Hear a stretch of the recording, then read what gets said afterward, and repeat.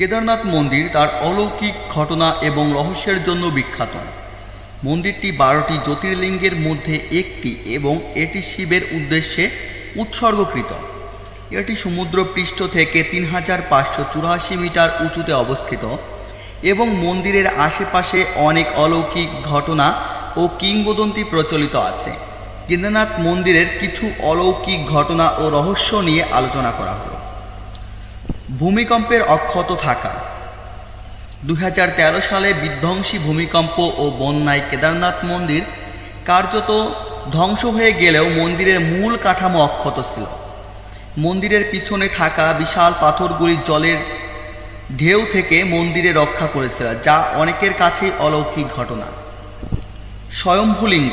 কেদারনাথ মন্দিরের প্রধান আরাধ্য দেবতা শিবের স্বয়ম্ভুলিঙ্গ, যা প্রাকৃতিকভাবে গঠিত হয়েছে বলে মনে করা হয়। দেবতাদের আবাস। কেদারনাথ মন্দির পঞ্চকেদারের অংশ এবং এখানে শিব স্বয়ং বাস করেন বলে ভক্তরা বিশ্বাস করেন। মন্দির বন্ধ থাকার সময় রহস্যময় ঘটনা। মন্দির বন্ধ থাকার সময় নাকি প্রদীপ জ্বলে এবং বিশেষ পূজা অর্চনা হয় বলে অনেকে বিশ্বাস করেন। পাপমোচনকারী স্থান। বহু মানুষ পাপমোচনের জন্য কেদারনাথে এসে গৌরীকুণ্ডে স্নান করে। কেদারনাথের নামকরণ। সংস্কৃত শব্দ কেদার অর্থ ক্ষেত্র এবং নাম অর্থ প্রভু থেকে কেদারনাথ নামের উৎপত্তি, অর্থাৎ এর অর্থ ক্ষেত্রের প্রভু। মুক্তির স্থান।